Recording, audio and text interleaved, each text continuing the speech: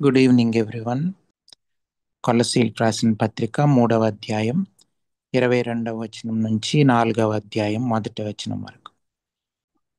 దాసులారా, మనుషులను సంతోషపెట్టువారైనట్టు కంటికి కనబడవలనని కాక ప్రభువునకును భయపడుచు శుద్ధాంతఃకరణ గలవారై శరీరమును బట్టి మీ యజమానులైన వారికి అన్ని విషయములలో విధేయులైండుడి. ప్రభు వలన స్వాస్థ్యమును ప్రతిఫలముగా పొందుదుమని ఎరుగుదురు గనుక మీరేమి చేసినను అది మనుషుల నిమిత్తము కాక ప్రభు నిమిత్తమని మనస్ఫూర్తిగా చేయుడి. మీరు ప్రభు అయిన క్రీస్తునకు దాసులై ఉన్నారు. అన్యాయం చేసిన వానికి తాను చేసిన అన్యాయం కొలది మరల లభించును, పక్షపాతం ఉండదు.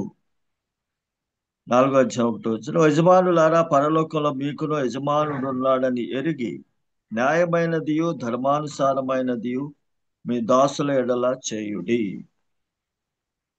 Thank you uncle. ప్రార్థన చేసుకుందాం. ప్రేమ కలిగిన మా పరలోకపు తండ్రి, మీ ఘనమైన అతి పరిశుద్ధమైన నామానికి వందనాలు. ప్రభు యొక్క సాయంత్ర సమయంలో మీ సన్నిధికి చేరడానికి దయచేసిన మరొక గొప్ప అవకాశాన్ని బట్టి యొక్క ప్రభునైనా యొక్క సాయంత్ర సమయాన్ని బట్టి మిమ్మల్ని స్తుతిస్తా ఉన్నాం.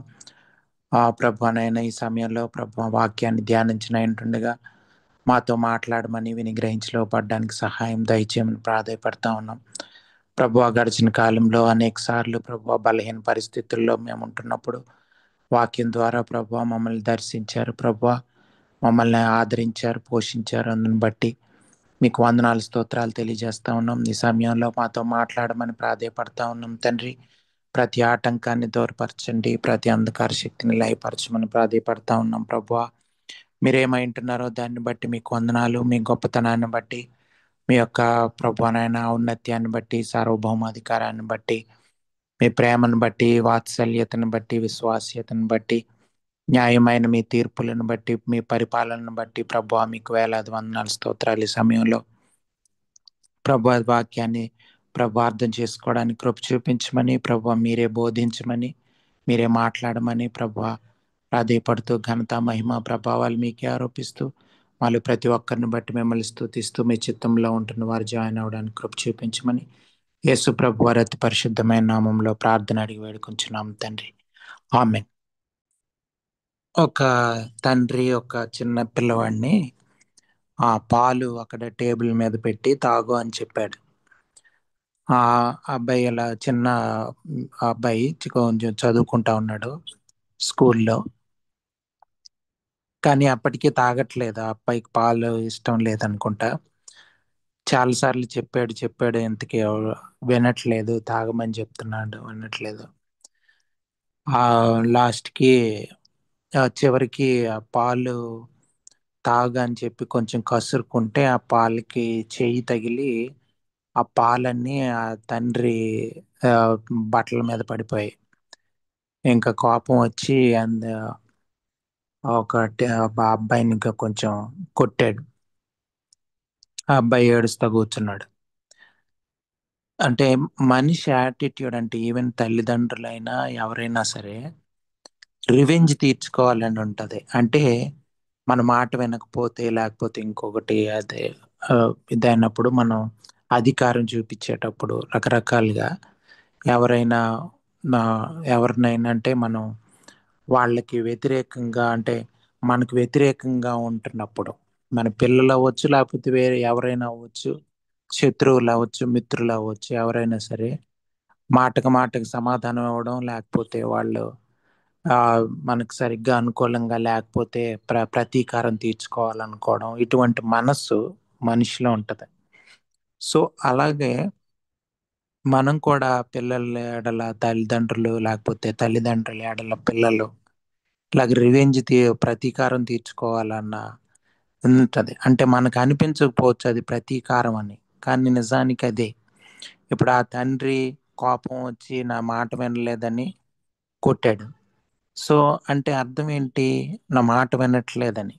కానీ నిజానికి మనం ఆ విధంగా చేయకూడదు, కానీ చేస్తాం. ఎందుకంటే మనిషి ఆ స్వభావం అలాగా ఉంది, ప్రతీకారం తీర్చుకునేదిగా ఉంది. అందుకనే క్రైస్తవ జీవన విధానం వేరుగా ఉంది. బైబిల్ అటువంటి జీవన విధానాన్ని సపోర్ట్ చేయట్లేదు. ఆ ఫ్యామిలీ రిలేషన్స్ అవ్వచ్చు, లేకపోతే మనం ఎక్కడో పనిచేసే దగ్గర అవ్వచ్చు, యజమానుల దగ్గర ఉన్నప్పుడు, మనం దాసులుగా ఉంటున్నప్పుడు, మనం అధికారుల కింద పనిచేసేటప్పుడు ఆ ఇటువంటి స్వభావం మన బయటపడతా ఉంటుంది. వాళ్ళు ఒకవేళ మనల్ని సరిగ్గా చూడట్లేదు అనుకోండి, అధికారులు, మన ఎంప్లాయర్స్, మన మీద, మనం ఎక్కడ ఉద్యోగం చేస్తున్నామో, మనం ఎక్కడ పని చేస్తున్నామో, లేకపోతే అది మన కుటుంబమో, లేకపోతే ఏదైనా సరే, ఎక్కడైనా సరే, ఎవరైనా మనల్ని సరిగ్గా గౌరవించకపోయినా, మనల్ని ఆ, చులకనగా మాట్లాడినా, మనల్ని ఏమైనా తోలనాడినా, ఏమైనా సరే మనం భరించలేము. మనం తిరిగి మాట్లాడతాం, గొడవ పడతాం, తగులాడతాం, రకరకాలుగా మనం చేస్తాం. అందరిలో ఇటువంటి స్వభావం ఉంటుంది. మనకు అనిపించవచ్చు, నేను కొంచెం తక్కువేనండి, నేను అంత ఈజీగా కోపపడను, ఎంతో కోపం వస్తే గాని కోపపడను అని సమర్థించుకోవచ్చు. కానీ మన స్వభావం అలా ఉంది. మనం కొంచెం ఒక లేటుగా, ఒక 5-10 నిమిషాలు లేటుగా రియాక్ట్ అవ్వచ్చు. కొంతమంది ఫాస్ట్గా రియాక్ట్ అవ్వచ్చు, తొందరగా. ప్ర ప్రతిస్పందన అనేది తేడాగా ఉండొచ్చు, కానీ అందరిలో కామన్గా ఇటువంటి స్వభావం ఉంది మన అందరిలో. మనం ఒక్కొక్కసారి అంటాం, ఇతను చాలా మంచోడు అనుకున్నాం కానీ ఈయన కూడా ఇలా ప్రవర్తిస్తున్నాడు ఏంటని. అంటే మన అందరిలో అటువంటి స్వభావం ఉంటది. అవకాశాన్ని బట్టి, పరిస్థితులను బట్టి బయటపడతా ఉంటాయి బుద్ధులు. సో అది ఏ తేడా లేదు, అందరూ అటువంటి పరిస్థితుల్లోనే ఉన్నాం. ఇది గ్రహించుకుంటే చాలా అంటే క్రైస్తవులంగా మనం దేవుణ్ణి వెంబడిస్తున్న సమయంలో విశ్వాసులం అయినప్పటికీ మన స్వభావం అలాగే, పాత స్వభావం అలాగే ఉంది. అది ప్రతిరోజు మనం దేవునికి సమర్పించుకొని, మనం తగ్గించుకొని, మనం క్రైస్తవ ప్రయాణం సాగిస్తేనే తప్ప యేసు ప్రభు వారి జీవితం మన ద్వారా జీవింపబడదు. లేకపోతే మన సొంత జీవితం, మన శరీరానుసారమైన జీవితం బయటకు వస్తూ ఉంటది. ఇది గమనించుకొని క్రైస్తవ జీవితాన్ని మనం సరిదిద్దుకోవాల్సిన అవసరం ఉంది. ఇది చాలా ప్రాముఖ్యమైంది. మనం గడిచిన వారంలో భార్యాభర్తలు, పిల్లలు, తల్లిదండ్రులు, వాళ్ళందరూ అంటే ఫ్యామిలీ రిలేషన్స్ ఎలాగ ఉండాలన్నది మనం కొంత నేర్చుకోవడానికి ప్రయత్నం చేసాం. ఇక్కడ 22 నుంచి మనం 4వ అధ్యాయం మొదటి వరకు చూస్తే దాసులు, యజమానులు గురించి ఉంది. అంటే మనం ఎక్కడ పని చేస్తాము, లేకపోతే ఒకళ్ళ ఇంట్లో పని చేస్తాము, ఒక ఆఫీస్లో పని చేస్తాం, ఎక్కడైనా పని చేసేటప్పుడు మనం దాసులుగా మనకు అనిపించవచ్చు. చూడండి, ఇక్కడ దాసులు, యజమానులు, ఇవన్నీ వాటి గురించి ఉంది. బైబిల్ ఇటువంటి ఆ ఏమన్నా దాసత్వాన్ని లేకపోతే వాటిని సపోర్ట్ చేస్తుందా అనిపించవచ్చు. అంటే బైబిల్ అలాగేం చేయట్లేదు. కాకపోతే మనం చూస్తే ఆ మొదటి శతాబ్దంలో రోమా సామ్రాజ్యం కింద ఇస్రాయేలీలు ఉండేవాళ్ళు. సో కాబట్టి రోమా వాళ్ళ కింద వాళ్ళకి అధికారం కింద ఉండేవాళ్ళు కొంతమంది. లేకపోతే రోమన్స్ కింద పనిచేసే వాళ్ళు ఉండొచ్చు. లేకపోతే కొంతమంది ధనం లేక అప్పుల పాలైపోయి అప్పు చెల్లించలేక కొంతమంది దగ్గర మా దాసులుగా తాను వాళ్ళకి వాళ్ళు అప్పగించుకున్న వాళ్ళు కూడా ఉన్నారు. అంటే వాళ్ళు అప్పు తీర్చలేక ఒక 6 సంవత్సరాలు వాళ్ళ దగ్గర పనిచేస్తే అప్పు తీరిపోతుంది. సో అలాగా అటువంటి కస్టమ్స్, అటువంటి విధానాలు ఉండేవి. సో కాబట్టి అటువంటి దాసులు వాళ్ళ గురించి అంటే మనం ఒక అధికారి కింద పనిచేసేటప్పుడు, మనం సర్వెంట్స్ లాగా మనం ఉంటున్నప్పుడు, వాళ్ళకి వాళ్ళ జీతం కోసం మనం పనిచేసేటప్పుడు అటువంటి వారి గురించి మాట్లాడుతా ఉంది బైబిల్. సో వాళ్ళు ఎలాగ ప్రవర్తించాలి, లేకపోతే మనమే యజమానులమే, మన కిందే కొంతమంది వర్కర్స్ పనిచేసే వాళ్ళు ఉంటే మనం ఎలా ప్రవర్తించాలి. అయితే బైబిల్లో వీళ్ళ పనులు వేరై ఉండొచ్చు, కానీ అందరూ సమానమే. అది మనం అర్థం చేసుకోవాలి. ఈవెన్ భార్య భర్తలు కుటుంబంలో కూడా మనం అర్థం చేసుకున్నాం. గడిచిన కాలంలో భార్య భర్తలలో కూడా వాళ్ళు సమానమే, కానీ భార్య రోల్ వేరు. అంటే వాళ్ళు చేయాల్సిన పని వేరు, భర్త చేయాల్సిన పని వేరు, పిల్లలు చేయాల్సిన పని వేరు, సో పేరెంట్స్గా చేయాల్సిన పని వేరు. తల్లిదండ్రుల్లాగా. అందును బట్టి ఆ పనులను బట్టి ఒకళ్ళు పెద్ద ఒకళ్ళు తక్కువ అలాగేం లేదు. ఇంట్లో అందరూ సమానమే. తండ్రి అయినా తల్లి అయినా పిల్లలైనా అందరూ ఒక విధంగానే ఉన్నారు. కానీ మనకి మన మానవ స్వభావం ఎలాగ ఉంటుందంటే తండ్రి తర్వాత తల్లి తర్వాత పిల్లలు అలాగా ఉండే అవకాశం ఉంది. లేకపోతే కొంతమంది ఇళ్లల్లో భార్య తర్వాత భర్త తర్వాత పిల్లలు, కొంతమంది ఇళ్లల్లో పిల్లల ముందు తర్వాత భార్య భర్తలు ఆ టైపు మార్చుకొని మన ఇష్టానుసారంగా శరీరానుసారమైనటువంటి ఆలోచనలతో రకరకాలుగా కుటుంబాలని రన్ చేసుకునే వాళ్ళు ఉంటారు. కానీ అలాంటిది ఏమి లేదు క్రైస్తవ జీవన విధానాల్లో. బైబిల్ ఏ విధంగా బోధిస్తుందో అటువంటిది కాదు బైబిల్ బోధించేది. అందరూ సమానమే. ఇంట్లో భార్య భర్త పిల్లలు అందరూ సమానంగానే ఉన్నారు. మనం ఇంతకు ముందు కూడా చదువుకున్నాం గలతీలకు రాసిన పత్రికలో 3వ అధ్యాయం 28వ వచనంలో ఆ, మాట చదువుకున్నాం. ఎవరైనా చదువుతారా? గలతీలకు రాసిన పత్రిక 3వ అధ్యాయం 28వ వచనం.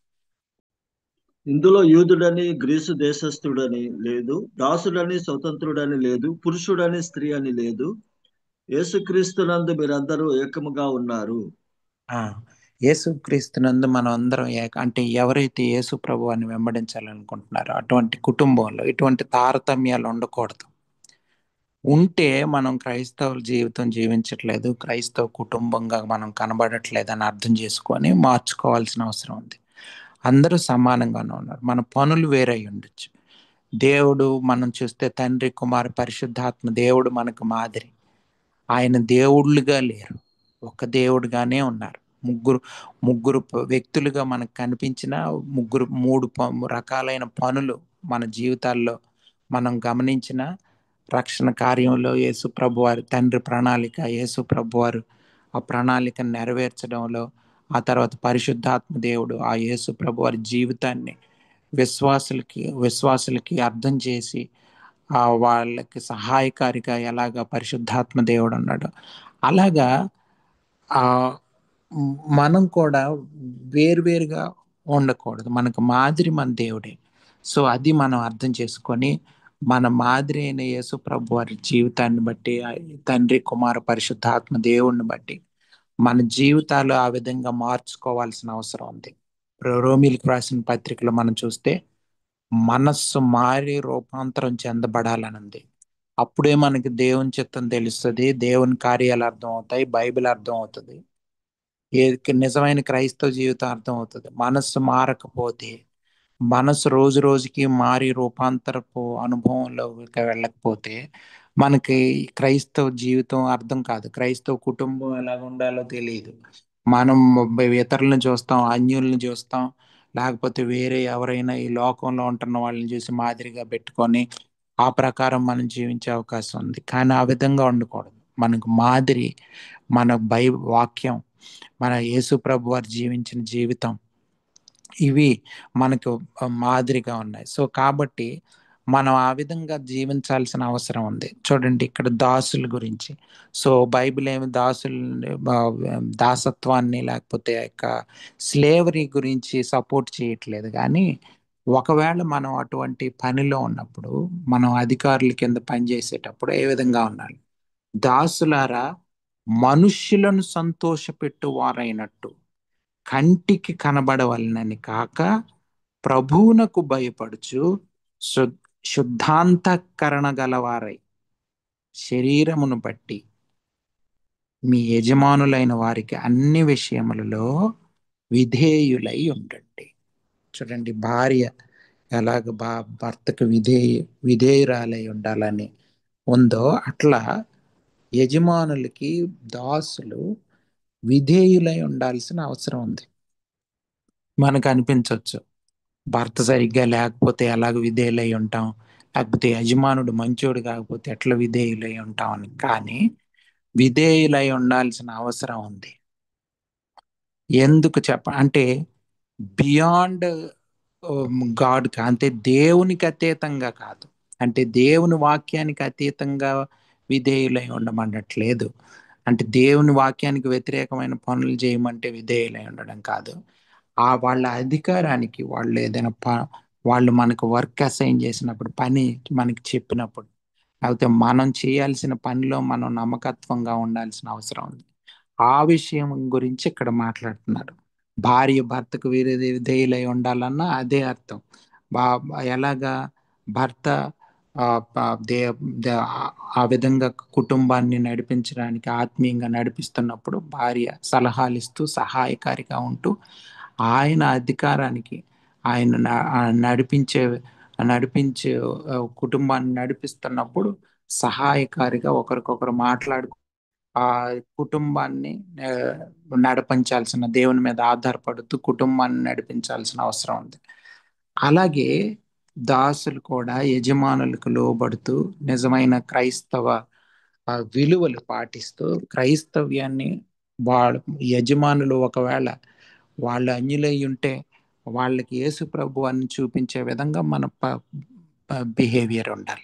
వీళ్ళు ఎంత నమ్మకంగా ఉంటున్నారు, లేకపోతే ఎంత విధేయులై ఉంటున్నారు అంటే ఏంటి కారణం అని వాళ్ళు అర్థం చేసుకొని యేసు ప్రభు వారి వైపు ఆకర్షింపబడేటట్లు మనం మనం అటువంటి మాదిరికరమైనటువంటి జీవితం ఉద్యోగంలో కానీ ఎక్కడైనా సరే మనం అటువంటి జీవితం జీవించాల్సిన అవసరం ఉంది. ఇది ప్రాముఖ్యం. మనం ఏ విధంగా మనం జీవిస్తున్నాం అన్నది ప్రాముఖ్యం. విధేయత చూపిస్తున్నాం అన్నది ప్రాముఖ్యం. ఇది చాలా చాలా అవసరం. లేకపోతే ఏమవుతుందంటే మన సువార్తకి ఆటంకంగా అయిపోతాం. ఈ రోజుల్లో చూడండి, చాలా మంది మనం తిరగబడదాం, ప్రభుత్వాల మీద తిరగబడదాం, మన హక్కుల కోసం మనం పోరాడదాం, ఇలాంటి ఎక్కువ మనకి సోషల్ మీడియాలో అక్కడ ఇక్కడ కనిపిస్తాయి. మనం కూడా రాజకీయాల్లో ఉందాం, లేకపోతే మనం కూడా ఇందులో ఎందుకు మనం కూడా వీటిల్లో ఉండకూడదు, వాటిల్లో ఉండకూడదు అని రకరకాలైనటువంటి బైబిల్కి వ్యతిరేకమైనటువంటి ఒక ఒకటి తీసుకొచ్చే వాళ్ళు చాలా మంది మనకు కనిపిస్తారు. మనం అర్థం చేసుకోవాలి, క్రైస్తవులంగా మనం అలా లేం.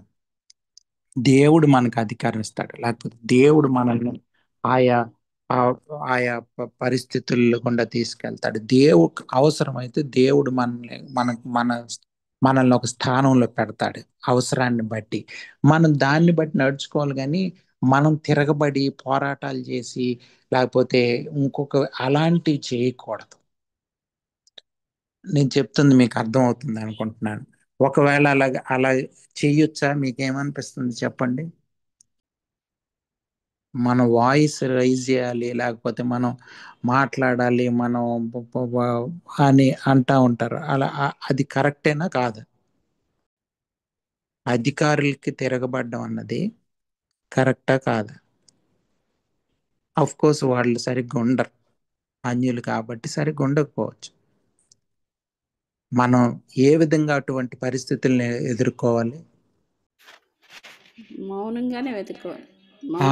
మౌనంగానే మనం దేవునిలో ప్రార్థనా పూర్వకంగానే మనం ఏ అవసరతలు ఉన్నా దేవుని దగ్గర ప్రార్థనా పూర్వకంగా మౌనంగా మనం ఎదుర్కోవాలి, కానీ తిరగబడకూడదు. ఎందుకు తిరగబడకూడదు అంటే, రేపొద్దున మనం తిరగబడితే మనం సువార్త చెప్పగలమా?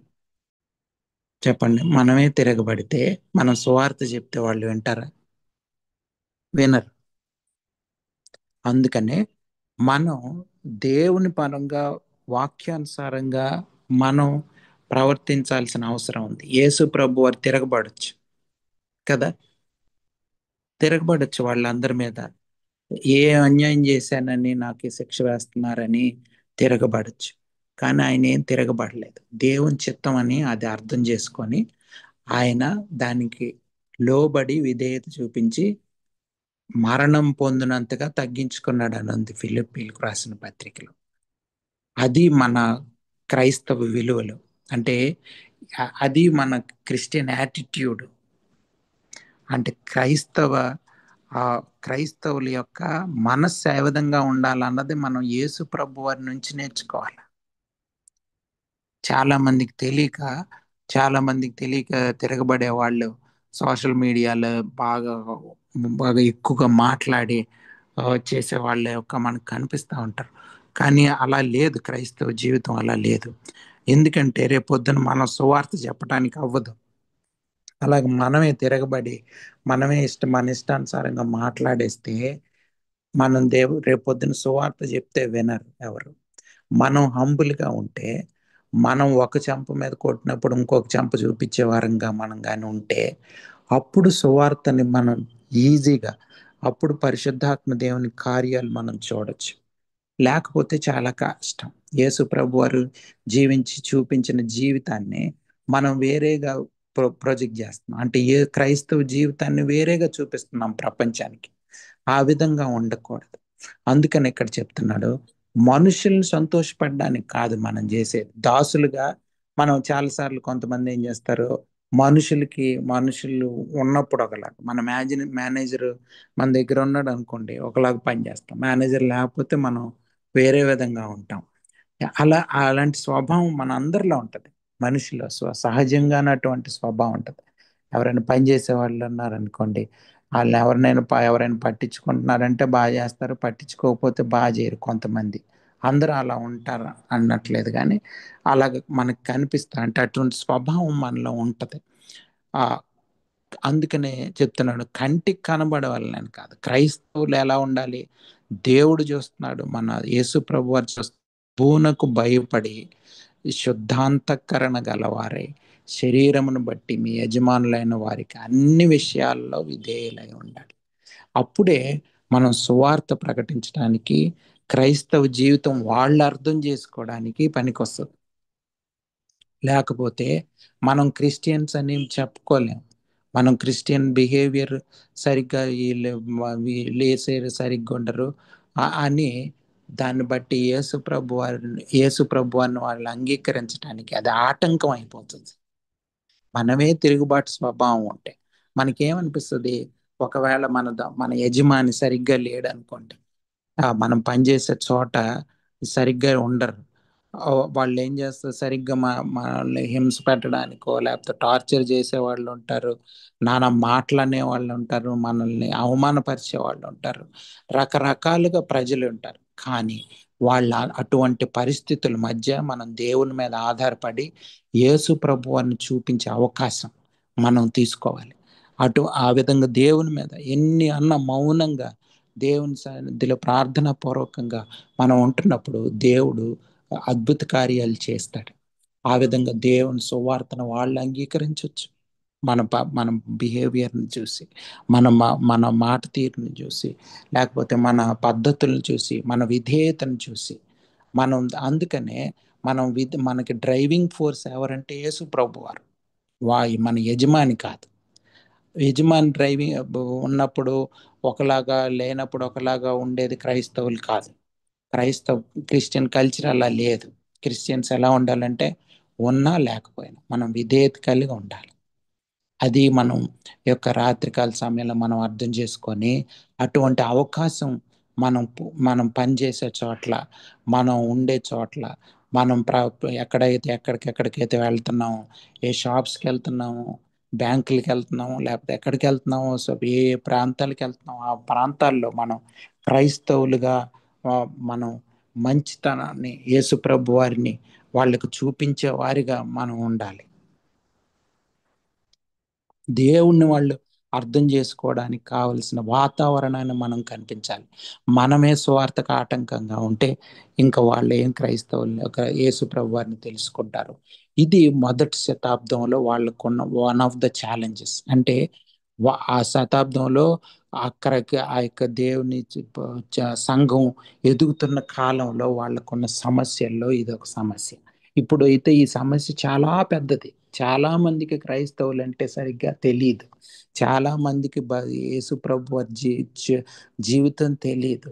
ఎందుకంటే క్రైస్తవులకి అంటే వాళ్ళకి కోపం వచ్చేస్తుంది. క్రైస్తవులు అంటే ఇరిటేషన్ వచ్చేస్తుంది. ఎందుకంటే మన ప్రవర్తనని బట్టి, మన మన మన జీవితం మన జీవితాలు అలాగ ఉన్నాయి. మనం మార్చుకొని మన కుటుంబాలు, మన పిల్లలు, మన సంఘాలు వాక్యానుసారంగా దేవుడు కోరుకుంటున్న విధానంగా మనం ఉండాలని ఈ యొక్క సాయంత్రకాల సమయంలో దేవుడు మనతో మాట్లాడుతున్నాడు. చూడండి, ప్ర ప్ర 23 ప్రభువు వలన స్వాస్థ్యమును ప్రతిఫలముగా పొందుదుమని ఎరుగుదురు కనుక. అంటే దేవుడు మనకు ప్రతిఫలం ఇచ్చేది. ఆఫ్ కోర్స్ మనకి శాలరీ ఇస్తారు. ఆ శాలరీ ఆ, కోసమని మనం పని చేయట్లేదు, కానీ అఫ్ కోర్స్ మనకు శాలరీ అవసరం, మన అవసరతల కోసం, మన ఖర్చుల కోసం, మనం జీవించడానికి అవసరం కాదంటలేదు. కానీ క్రైస్తవులు పనిచేసేది శాలరీ కోసం కాదు. ఇది అర్థం చేసుకోవాలి. క్రైస్తవులు పని చేయాల్సింది ప్రభు కోసం పనిచేయాలి కదా. మనం మా క్రైస్తవులు వేరు, వే దేశు ప్రభు వారు తెలిసిన వాళ్ళు వేరు, తెలియని వారు వేరే విధంగా. ఆ- ఆ- ఆ యొక్క వ్యత్యాసం ప్రపంచం గమనించాలి. అప్పుడే వాళ్ళు యేసు ప్రభు వారి వైపు ఆకర్షింపబడతారు. సో మనమే చాలాసార్లు చూడండి, మనం ఇరిటేట్ అయిపోయి పిల్లల్ని కొట్టేయడం, లేకపోతే ఇలాంటి ఇటువంటి స్వభావం మనలో ఉంటది. ఎవరైనా ఒక మాట అంటే టక్కుమని ఒక్క సెకండ్ కూడా ఆలోచించకుండా మళ్ళీ రివర్స్ మాట్లాడేస్తాం. ఇటువంటివన్నీ మార్చుకోవాలి, మనస్సు మార్చుకొని రూపాంతరం చెందాలి. సో దానికి పరిశుద్ధాత్మ దేవుడు మనకు సాయం చేస్తాడు. ఆ సహాయం కోరుకోవాలి, అటువంటి ప్రార్థనలు చేయాలి. మన యజమానుల దగ్గర మనం ఎలాగ ఉండాలి, మన దేవుడు కోరుకుంటున్నట్లు మనం జీవించాలని ఆ విధమైన ప్రార్థనలు మనం దేవుని సన్నిధిలో పెట్టినప్పుడు దేవుడు మన మొరాలకించి అటువంటి పరిస్థితి మనకిస్తాడు. ఎటువంటి ప్రతికూల వాతావరణంలోనైనా మనం యేసు ప్రభువారిని చూపించే అవకాశం మనకిస్తాడు. అటువంటి శాంతి, సమాధానం, దీర్ఘశాంతం, ఆ యొక్క దయాళుత్వం ఇవన్నీ దేవుడిస్తాడు. వినయం. అప్పుడు వాళ్ళు యేసు ప్రభు వారి ప్రేమని వాళ్ళు చూస్తారు, ప్రపంచం. ఆ యజమానులు అవ్వచ్చు, ఎవరైనా అవ్వచ్చు. సో మనం పనిచేసేది దేవుని కోసం అని అర్థం చేసుకోవాలి. దేవుడిచ్చే స్వాస్థ్యం కోసం, ఆ పరలోకంలో దేవుడిచ్చేది అది చాలా విలువైంది కదా. దేవుడిచ్చే స్వాస్థ్యం చాలా విలువైంది. ఈ శాలరీ ఇదంతా ఒక మంత్ ఇచ్చే శాలరీ అది ఈజీగా ఖర్చు అయిపోతుంది, లేకపోతే ఉంటుంది. మనం ఎంతకాలం ఉంటే అంతకాలం దాన్ని వాడుకోగలం, ఆ తర్వాత ఉండదు, మనమే ఉండం. సో ఇది సరిగ్గా అర్థం చేసుకొని, అంటే మనకు ఆత్మీయమైనటువంటి జ్ఞానం కావాలి. దీన్ని అర్థం చేసుకొని మన ఆలోచన విధానం మారడానికి ఆత్మీయ జ్ఞానం కావాలి. ఆ జ్ఞానం దేవుడిస్తాడు. వాక్యం సరిగ్గా అర్థం చేసుకొని, యేసు ప్రభు వారి జీవితాన్ని సరిగ్గా అర్థం చేసుకొని, మన జీవన విధానాన్ని, మన భాషని, మన నడవడికని మార్చుకొని, మనం దేవుని సువార్తకు అనుకూలంగా మన జీవితాలు ఉండాలి, మన కుటుంబాలు ఉండాలి. మన కుటుంబం దేనికోసం ఉందంటే దేవుని సువార్తకి అనుకూలంగా ఉండడానికి. మనకు ఒక ఇల్లు ఉందంటే అది దేవుని సువార్తకి, వాటికి ఉపయోగపడాలి. మనకి ఒక ఏదన్నా మనకి ఒక ఆ, ఒక ఏదున్నా సరే, కొంత ధనం ఉంది, లేకపోతే ఇల్లు ఉంది, లేకపోతే అది ఉంది, ఇది ఉంది, అన్ని కూడా దేవుని సువార్తకు ఉపయోగపడాలా, దేవుని కోసం వాడబడాలా క్రైస్తవులు అనేవాళ్ళు. అప్పుడే మన కుటుంబాలు, మన మన సంఘాలు, మన వ్యక్తిగత జీవితాల్లో మనం దేవునికి ఉపయోగపడే విధంగా మనందరం ఉండాల. అందుకనే చెప్తున్నాడు పౌలు భక్తుడు ఆ యొక్క సంఘాల్లో ఉంటున్న వాళ్ళకి, కొలసి సంఘంలో, ఆ యొక్క లవదీకే సంఘంలో ఉంటున్న వాళ్ళకి పౌలు భక్తుడు చెప్తున్నాడు, మనం సువార్తకు ఆటంకంగా ఉండకూడదు. అందుకనే ఈ మాటలన్నీ వాళ్ళకి చెప్తున్నాడు. దాసులు సరిగ్గా తిరగబడిపోతున్నారు అనుకోండి, భార్య భర్త మీద తిరగబడిపోతుంది అనుకోండి, భర్త భార్య మీద తిరగబడిపోతున్నాడు అనుకోండి, సో పిల్లలు తల్లిదండ్రుల మీద తిరగబడిపోతే, వ్యతిరేకంగా ఉంటే, తిరుగుబాటు స్వభావం అన్నది ఉంటే, మనం ఇంకేం సువార్త ప్రకటించగలం? మన కుటుంబాలే సరిగ్గా లేకపోతే, వీళ్ళు క్రైస్తవులే కానీ వీళ్ళే సరిగ్గా ఉంటారంటే అన్న మాట వచ్చింది అనుకోండి. సో దానికోసం మనం ప్రార్థన చేయాలి. మన కుటుంబం దేవుని కోసం వాడబడాలి. మన పిల్లలు, మన మన మన దగ్గర ఉన్నటువంటి ప్రతిది కూడా దేవుని పరిచర్య కోసం వాడబడాలి. ఇది మనం అర్థం చేసుకొని ఆ విధంగా మనం మార్చుకోవడానికి, మన మనస్సు మార్చుకోవడానికి ఇష్టపడతాం. పరిశుద్ధాత్మ దేవుడు సాయం చేస్తాడు. ఇంకా చూడండి, మీరేమి చేసినను అది మనుషుల నిమిత్తం కాక, 24 వచనం చూస్తే, మీరు ఏం చేసినా సరే మనుషుల నిమిత్తం కాక ప్రభు నిమిత్తమని మనస్ఫూర్తిగా చేయాలి. మనం చాలాసార్లు ఏం చేస్తాం, మనుషుల కోసం చేస్తాం. వాళ్ళు సంతోషపడతారంటారా, ఇలా చేస్తా అలా చేస్తా అనుకుంటాం. కానీ మనం క్రైస్తవులు ఆ విధంగా ఆలోచించకూడదు. యేసు ప్రభు అని తెలియని వాళ్ళు, లేకపోతే ఆ అన్బిలీవర్స్ అలా చేస్తే చేయొచ్చు. కానీ క్రైస్తవులుగా మనం ఆ విధంగా ఉండకూడదు. మనుష్యుల నిమిత్తం కాక ప్రభువు నిమిత్తం అని మనస్ఫూర్తిగా చేయాలి. మనం ఏ పని చెప్పినా, ఎవరు ఏ పని చెప్పినా దేవుని కోసం చేయాలన్నది మనం అర్థం చేసుకోవాలి. చాలాసార్లు మనం మర్చిపోతాం, మనకు గుర్తుండదు. కానీ ప్రతిరోజు ఇటువంటిది అలవాటు చేసుకోవాలి, ప్రార్థన చేసుకోవాలి. మనం పనికి వెళ్ళేటప్పుడు ఏ పని చేసినా సరే దేవుని కోసం మనం పని చేయాలన్నది మనం అర్థం చేసుకోవాలి. మనకు మానవులుగా అటువంటి స్వభావం ఉండదు, కానీ దేవుడిస్తాడు అటువంటి స్వభావం, దేవుడిస్తాడు అటువంటి అవకాశం. అప్పుడు మనం దేవుని కోసం జీవించవచ్చు. అప్పుడు మనకి గర్వం రాదు. చాలా మంది మనల్ని మనం మనల్ని పొగడొచ్చు, లేకపోతే ఇంకోటి చేయొచ్చు, మీరు చాలా మంచోళ్ళండి అది ఇది అని అనొచ్చు. కానీ అసలు స్వభావం మనది అది కాదు. మనం కొంతసేపు నటించవచ్చు మంచివాళ్ళలాగా, కానీ అవన్నీ కాదు. మనుషుల కోసం కాదు, దేవుని కోసం మనం మనస్ఫూర్తిగా మనం చేయాలి. భార్య భర్తల సంబంధమైన అలాగే ఉండాలి. మనస్ఫూర్తిగా భార్యను ప్రేమించాలి, మనస్ఫూర్తిగా భర్తకు విధేయురాలై ఉండాలి, మనస్ఫూర్తిగా తల్లిదండ్రులకు విధేయులై ఉండాలి పిల్లలు. మనస్ఫూర్తిగా తల్లిదండ్రులు పిల్లల్ని ప్రేమించి వాళ్ళని దేవుని పద్ధతిలో పెంచడానికి పెంచాలి. దేవుని వాక్యానుసారమైన జీవితాన్ని వాళ్ళకి జీవించి చూపించి వాళ్ళని నడిపించాల్సిన బాధ్యత ఉంది. ఆ బాధ్యతలన్నీ కూడా దేవుడు మనకు నెరవేరుస్తాడు. సో ఆ విధంగా మనం మన కుటుంబాల్ని, మన జీవితాల్ని మార్చుకోవాలి. లేకపోతే లేకపోతే మనం క్రైస్తవ కుటుంబంగా మనం ఉండలేం. క్రైస్తవ సంఘంగా మన సంఘాలు ఉండవు. ఇప్పుడు చాలా కుటుంబాలు క్రైస్తవ కుటుంబాలుగా, అంటే క్రైస్తవులుగా సర్టిఫికెట్లో వాటిలో ఉండొచ్చు. కానీ నిజమైన క్రైస్తవ జీవితం జీవించే కుటుంబాలు చాలా చాలా తక్కువ. నిజమైన క్రైస్తవ సంఘాలు చాలా తక్కువ, చాలా తక్కువ. వాక్యానుసారమైన అటువంటి సంఘాలు చాలా తక్కువ ఉన్నాయి. అన్ని ఎక్కువగా లోకానుసారమైనటువంటి, శరీరానుసారమైనటువంటి పద్ధతుల్లో నడిపించే కుటుంబాలు, సంఘాలే మనకు కనిపిస్తున్నాయి. కానీ ఈ సాయంత్రం సమయంలో దేవుడు మనతో ఎందుకు మాట్లాడుతున్నాడంటే, మన జీవితాలు మార్చబడాల, మన కుటుంబాలు, మన సంఘాలు మార్చుకోవాలి. మనం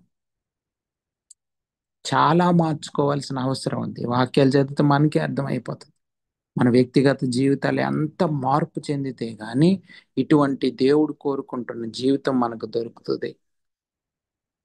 ఆలోచించుకుందాం. మనస్ఫూర్తిగా మనం దేవునికి లోబడుతూ మనం పనులు చేద్దాం. మీరు మన సంఘంలో పరిచర్య ఆ విధంగా చేయాలి. దేవుణ్ణి ప్రేమించి మనస్ఫూర్తిగా చేయాలి. ఏ పని చేసినా, సంఘంలో వాక్యం చెప్పినా, పాటలు పాడినా, చర్చి ఊడ్చినా, లేకపోతే ఏ చైర్లన్నీ అరేంజ్ చేసినా, లేకపోతే ఏ టాయిలెట్లు క్లీన్ చేసినా, ప్రతిది కూడా మనస్ఫూర్తిగా దేవుని కోసం, ప్రభు కోసం మనం చేయాలి. ఎవరో చాలాసార్లు మనం చూడండి, ఎంత పని చేసినా ఎవరు నన్ను పట్టించుకోరు, ఒక్కళ్ళు కూడా థ్యాంక్స్ చెప్పరు అనిపిస్తుంటది. ఎందుకు అలా అనిపిస్తుంది అంటే, మనం చేసే ప్రభు కోసం కాకపోతే మనకు అలా అనిపిస్తుంది. అంటే మనం ఏదో మెప్పు కోసం చేసామనుకోండి, మనకు అలా అనిపిస్తుంది. ప్రభు కోసం చేసామనుకోండి, మన ప్రభు చూస్తున్నాడు. ఆయనకి తెలుసు మనం చేసేది మనం దేవుని కోసం చేస్తున్నాం అన్నది ఆయనకి తెలుసు. ఇంకెవరికి తెలియాలా? ఇంకెవరికి తెలియాల్సిన అవసరమే లేదు. అది మనం అర్థం చేసుకొని అటువంటి జీవితం జీవించాలి. చాలా ఈ రోజుల్లో మీరు చూడండి, ఒకరికొకరు సన్మానాలు చేసుకోవడం, పొగుడుకోవడం, మీరు గొప్ప అంటే మీరు గొప్ప అని అనుకోవడం, ఎవరికి వాళ్ళే. దేవుడు మన పనిని మెచ్చుకోవాలి, కానీ ఒకరినొకరు కాదు. ఇది అర్థం చేసుకొని మన ఆలోచన తీరుని, మన కార్యక్రమాల్ని, మన పద్ధతుల్ని మన సంఘాల్లో, కుటుంబాల్లో మార్చుకోవాల్సిన అవసరం ఉంది. వాక్యం కోరుకుంటున్న జీవితం, యేసు ప్రభు వారు జీవించి చూపించిన జీవితం వేరుగా ఉంది. మనం ఈ రోజుల్లో క్రైస్తవ కుటుంబాలు, సంఘాలు వేరుగా ఉన్నాయి. అర్థం చేసుకుందాం, మార్చుకోవడానికి ఇష్టపడదాం. మీరు ప్రభు అయిన క్రీస్తునకు దాసులై ఉన్నారు. చూడండి, యేసు ప్రభు వారు అటువంటి దాసుని స్వరూపం దాల్చుకున్నాడు. మనకు మాదిరి యేసు ప్రభు వారు. మనం కూడా యేసు ప్రభు వారికి దాసులం అయ్యాం. మనం దాసులం కాదు, పిల్లలం అని అనొచ్చు, కానీ పిల్లలమే. కానీ ఈ సందర్భంలో మనం అర్థం చేసుకోవాల్సింది ఏంటంటే, మనం దేవుని పిల్లలమే, కానీ క్రీస్తుకి ప్రేమపూర్వకమైన దాసులం. చూడండి, ఒక మాట మీకు చదువుతాను. కొరింథీయులకు రాసిన మొదటి పత్రిక 9వ అధ్యాయం 19వ వచనం. ఎవరైనా చదువుతారా? మొదటి కొరింథీయులు 9:19. నేను అందరి విషయము స్వతంత్రుడై ఉన్నను, ఎక్కువ మందిని సంపాదించుకున్నటకై అందరికీ నన్ను నేనే దాసునిగా చేసుకుంటుని. వాలంటీర్గా, అంటే తనకు తానే దాసునిగా చేసుకున్నాడు. ఎందుకంటే అందరికీ పరిచర్య చేయడానికి సమర్పించుకున్నాడు పౌలు భక్తుడు. స్వతంత్రంగా, అది ఎవరో ఫోర్స్ చేసి కాదు, ఎవరో బలవంత పెట్టి కాదు. ఆయన అంటే క్రైస్తవ జీవితం అనేది స్వతంత్రంగా మనం దేవుణ్ణి ప్రేమించిన విధానాన్ని, దేవుడు మనల్ని ప్రేమించినప్పుడు మనం నా కోసం ఇంత ప్రాణం పెట్టి నన్ను నరకం నుంచి, ఈ లోకం నుంచి, పాపం నుంచి తప్పించిన యేసు ప్రభువాన్ని ప్రేమిస్తూ మనం ఆయనకి దాసులం అయ్యాం. అంతేగాని దాసులం అంటే ఏదో ఫోర్స్ఫుల్గా వెట్టి చాకిరి అలాంటిది కాదు. ఇది క్రైస్తవ్యంలో మనం అర్థం చేసుకోవాల్సింది వేరేగా ఉంది. అంటే ప్రేమపూర్వకంగా మనం దేవుని దగ్గర మనం పరిచర్య చేయడానికి, దేవుని చిత్తానికి లోబడ్డానికి, దేవునికి విధేయత చూపించడానికి సమర్పించుకున్న వాళ్ళే క్రైస్తవులు. ప్రభు అయిన క్రీస్తుకు దాసులు క్రైస్తవులు. మనం ఎవరికో మనం ఈ లోకపరంగా చాలా మంది అధికారుల కింద మనం పనిచేయచ్చు, వాళ్ళకి దాసులుగా మనం కనిపించవచ్చు, కానీ మనం నిజానికి క్రీస్తుకి దాసులు. దాన్ని బట్టి మనం పనిచేయాలి. క్రిస్టియన్స్ పనిచేయాల్సిన విధానం ఇది. మనం ఒకవేళ రోడ్డు ఓడవడం అనుకోండి, ఉదాహరణకి మున్సిపల్ వర్కర్ లాగా మనం రోడ్డు ఊడ్చే పనిలో మనం మున్సిపాలిటీలో పని చేస్తాం అనుకోండి. మనం ఏం చేస్తాం, ఇక్కడ నుంచి ఇక్కడ వరకు తొడవాలంటే సరిగ్గా తొడవం. అబ్బాయి ఇవంతా తొడవాలా అనిపిస్తుంది. రకరకాలైన శరీరం మనల్ని వ్యతిరేక స్వభావం మన శరీరంలో ఉంటది. ఆయన వచ్చినప్పుడు తుడుద్దాంలే, సూపర్వైజర్ వచ్చినప్పుడు క్లీన్ చేద్దాంలే అనిపించవచ్చు. ఇవన్నీ కాదు. క్రైస్తవుల ఆలోచన విధానం వేరేగా ఉంది. ఎవరు చూసినా చూడకపోయినా ప్రభు కోసం మనం పనిచేయాలి. మనకిచ్చిన పనిని మనం ప్రభు కోసం చేయాలి.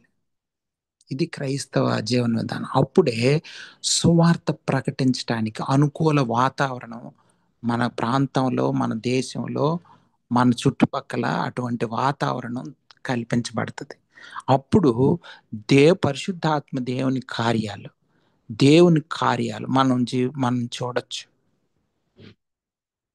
అది మనల్ని లోకంలో దేవుడు ఉంచిన కారణం అది. కాబట్టి అందుకే పౌలు భక్తుడు క్రైస్తవ విలువలు, కుటుంబం ఏ విధంగా ఉండాలి, సంఘాలు ఏ విధంగా ఉండాలి, మన పనులు ఏ విధంగా ఉండాలి, ఇవన్నీ ఎందుకు చెప్తున్నాడంటే దానికోసమే. సువార్తకు ఆటంకాలు అయిపోయినాయి అన్ని మొదటి శతాబ్దంలోనే. తప్పుడు బోధలు ఒకవైపు ఇటువంటి వాళ్ళు ఈ రోజుల్లో చూస్తే ఎక్కువగా ఉన్నాయి. తప్పుడు బోధలు ఎక్కువగా ఉన్నాయి. ఇటువంటి ప్రతికూలమైన వాతావరణం ఎక్కువగా ఉంది. దేవుని సువార్త ప్రకటించడానికి అనుకూలమైన వాతావరణం లేదు.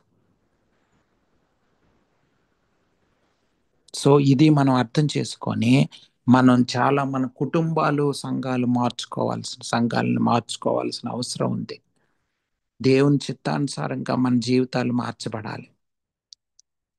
చూడండి, అన్యాయం చేసిన వానికి తాను చేసిన అన్యాయం కొలది మరలా లభించును. పక్షపాతం ఉండదు. దేవుడి దగ్గర పార్షియాలిటీ అస్సలు ఉండదు. మనం మనుషులు పార్షియాలిటీ చూపిస్తాం. తల్లిదండ్రులే పిల్లల్ని ఒకలాగా ప్రేమించే పద్ధతి మంది. తల్లిదండ్రులను అడిగాం అనుకోండి, మీ పిల్లల్లో ఎవరు ఇష్టం అంటారు, నాకు రెండు కళ్ళు, ఇద్దరిని ఒకే విధంగా ప్రేమిస్తాం అంటారు. కానీ నిజంగా మనం రోజు వాళ్ళని అబ్జర్వ్ చేస్తే ఒకళ్ళని ఎక్కువగా ఒకళ్ళని కొంచెం తక్కువగా చూస్తూ ఉంటారు. అంటే అటువంటి స్వభావం మనలో ఉంటుంది. మనం ఒకళ్ళు వస్తే ఒకలాగా బిహేవ్ చేస్తాం, ఎవరైనా మంచి సూట్ బూట్ వేసుకొని వస్తే ఒకలాగా గౌరవిస్తాం, ఎవరైనా చినిగిపోయిన బట్టలు వేసుకొని పాపం బట్టలు లేక పేద పరిస్థితుల్లో ఉంటే వాళ్ళని గౌరవించం. అటువంటి బుద్ధి మనలో ఉంటుంది. వాళ్ళతో వేరే విధంగా మాట్లాడతాం. మన ఇళ్ళల్లో పని చేసే వాళ్ళు ఉంటారు, వాళ్ళతో వేరే విధంగా మాట్లాడతాం. వేరే ఎవరైనా పెద్దవాళ్ళు, మా పెద్దవాళ్ళు అనిపించిన వాళ్ళలాగా, అంటే మనకు పెద్దవాళ్ళు, వాళ్ళు వస్తే వేరే విధంగా మాట్లాడతాం. అటువంటి స్వభావం మనలో ఉంటుంది. ఒకళ్ళు వచ్చి నేను పిహెచ్డి చదువుకున్నానంటే వేరే గౌరవం ఇస్తాం. ఒకళ్ళు నేను 10th పోయిందని తప్పిపోయాను, చదువుకోలేకపోయానంటే వాళ్ళకి అది ఎక్కువ గౌరవం ఇవ్వం. ఇటువంటి పక్షపాత ధోరణి భయంకరంగా మానవుల్లో మనకు కనిపిస్తుంది, మనుషుల్లో, మనలో ఎవరైనా అంతే. క్రైస్తవ జీవితం అలా లేదు. చూడండి ఎంత మార్చుకోవాల్సిన అవసరం ఉంది మనం. దేవుని పద్ధతులకి, క్రైస్తవ జీవితానికి, యేసు ప్రభు వారు చూపించిన జీవితానికి, మన ఆలోచనలు, మన పద్ధతులు, మన తలంపులకి ఎంత తేడా, వ్యత్యాసం, ఎంత వ్యత్యాసం చూడండి. దేవుని దగ్గర ఏ పక్షపాతం ఉండదు. మనం కూడా అటువంటి పక్షపాతం చూపించకూడదు. దేవుడు యజమానుణ్ణి దాసుణ్ణి ఒకే విధంగా ప్రేమిస్తుంది. దాసుడు పని వేరు, యజమానుని పని వేరు, అంతే. కానీ వాళ్ళు దేవుని దృష్టిలో ఇద్దరు సమానమే. అందుకని అటువంటి దృష్టిని మనం అలవాటు చేసుకోవాలి. దేవుడు ఎలా చూస్తున్నాడు ఈ పనిని, లేకపోతే ఈ పద్ధతుల్ని దేవుడు ఎలా చూస్తున్నాడు అని అర్థం చేసుకొని మనం విధేయత చూపించే పరిస్థితుల్లో మనం ఉన్నాం కాబట్టి మనం విధేయత చూపించాలి. అదేదో తప్పు కాదు, మనం తగ్గించుకున్నంత మాత్రాన మనం ఇదైపోం. ఈ లోకం వేరుగా ఉంటుంది. ఈ లోకం ఎవరికి వాళ్ళే హెచ్చించుకోవాలని లోకం చెప్తుంటది, శరీరం చెప్తుంటది. నిన్ను నువ్వే పెంచుకో, డబ్బులు సంపాదించుకో, బాగా ఎడ్యుకేషన్ బాగా చదువుకో, ఆ విధంగా నిన్ను నువ్వే పెంచుకో అని ఈ యొక్క లోకం, శరీరం చెప్తా ఉంటది. కానీ దేవుడు ఏం చెప్తున్నాడంటే, మనల్ని మనం దేవుని చిత్తానుసారం దేవునికి లోబడుతూ మనల్ని మనం ఎంత తగ్గించుకుంటే, ఒక భక్తుడు ఒక ఇల్లస్ట్రేషన్ చెప్పారు. ఎలా అంటే, ఒక చెట్టు ఉందనుకోండి, చెట్టుకి కొన్ని కొమ్మలకి పళ్ళు ఉన్నాయి, కొన్ని కొమ్మలకి పళ్ళు లేవు.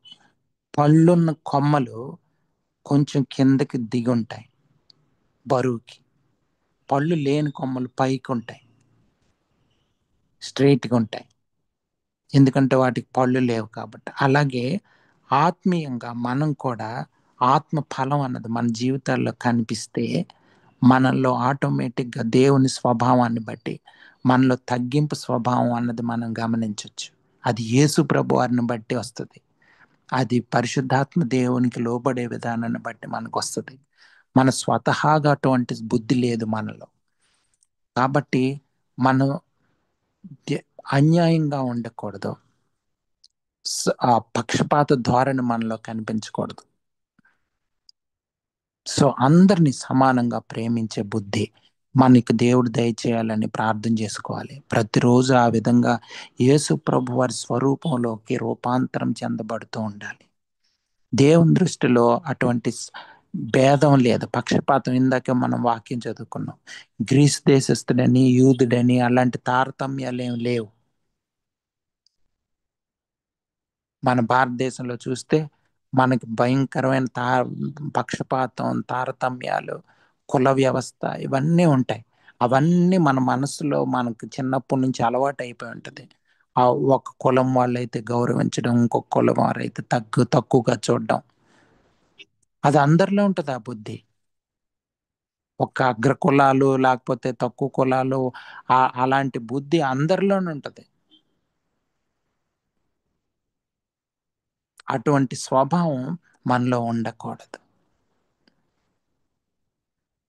సో ఇటువంటి కల్చర్ డెవలప్ చేసుకుంటే, ఇటువంటి బుద్ధిని కానీ దేవుని ద్వారా, పరిశుద్ధాత్మ దేవుని ద్వారా మనకు కానీ, మనం కానీ క్రమశిక్షణలో, దేవుని క్రమశిక్షణలో ఉండడానికి ఇష్టపడితే మనల్ని దేవుడు వాడుకోవడానికి అవకాశం దొరుకుతుంది. సువార్త పరిచర్య జరగడానికి అవకాశం దొరుకుతుంది. లేకపోతే సువార్తకు అనుకూలమైన వాతావరణం లేకపోతే ఇంకెక్కడ పరిచర్యలు, ఇంకెక్కడ క్రైస్తవ కుటుంబాలు ఏర్పరచబడతాయి? అర్థం చేసుకోండి. 4వ అధ్యాయం 1వ వచనం, యజమానులారా పరలోకములో మీకును యజమానుడు ఉన్నాడని ఎరిగి. చాలాసార్లు యజమాని పోస్ట్లో, అంటే అధికారం ఉన్న పోస్ట్లో మనం కానీ క్రైస్తవులుగా ఉంటే మనం డామినేట్ చేసి, వాళ్ళని స్క్వీజ్ చేసి, వాళ్ళ మీద అధికారం చెలాయించి, వాళ్ళని అవమానపరిచి ఇట్లా మాట్లాడే అవకాశం మనకు ఉంటే మనం అటువంటి చేయకూడదు. క్రైస్తవులుగా అందరూ సమానం అని వాళ్ళని గౌరవించాలి. వాళ్ళ పని వేరైనా సరే వాళ్ళని గౌరవించాలి. ఆ పని మనం చేపించుకోవాలి. దానికి కృతజ్ఞతగా, లేకపోతే దానికి వాళ్ళకి ఇవ్వాల్సిన శాలరీని కరెక్ట్గా ఇవ్వాలి. వాళ్ళని అటువంటిగా ఉన్నప్పుడు వాళ్ళకి, దాసులకి మనం సువార్త చెప్తే వాళ్ళు వింటారు. మనమే వాళ్ళని మీద అధికారం చెలాయించి ఇష్టం వచ్చినట్టు వాళ్ళని తిట్టి కొట్టి ఇష్టం వచ్చినట్లు చేస్తే ఇంకెక్కడ మనం సువార్త చెప్పగలం? ఆలోచించండి. సువార్త చెప్పలేం. న్యాయమైనది, ధర్మానుసారమైనది మీ దాసుల ఎడల చేయుడి. ధర్మంగా, న్యాయంగా ప్రవర్తించాల్సిన అవసరం ఉంది. దేవుని భయంతో, దేవుని చిత్తానుసారంగా మనం ప్రవర్తించాల్సిన అవసరం ఉంది. ఇది అర్థం చేసుకోవాలి, మార్చుకోవాలి. మన ఆలోచనల్ని, మన ప్రవర్తనల్ని మార్చుకోవాలి. దేవుడు మారుస్తాడు. అటువంటి పరిస్థితులు మనకి దేవుడిస్తాడు. మార్చడానికే మనల్ని దేవుడు రక్షించుకున్నాడు. మనం దినదినం యేసు ప్రభు వారి స్వరూపంలోకి ఎదగడానికే దేవుడు మనల్ని మార్చుకున్నాడు. మీకేమన్నా సందేహాలు ఉంటే,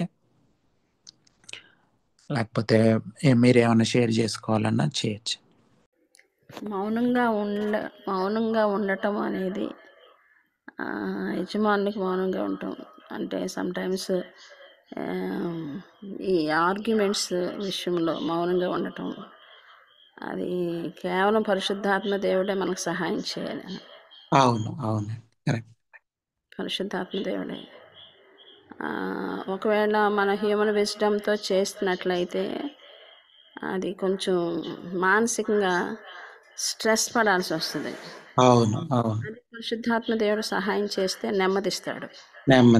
అవును. అది కొంచెం అది కేవలం అది ప్రాక్టికల్గా అనిపించిన వాడికే తెలుస్తుంది. అది అవును, అవును, కరెక్ట్.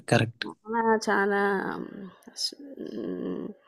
పరిశుద్ధాత్మ దేవుని యొక్క నడిపింపు రిలీఫ్నిస్తుంది. ఉంటుంది ఆర్గ్యుమెంట్స్ ఉంటున్నప్పుడు కొంచెం ఏదైనా ఇహలోకపరంగానైనా, యజమాని దగ్గర అయినా, ఇంటిలోనైనా ఏదైనా వస్తున్నప్పుడు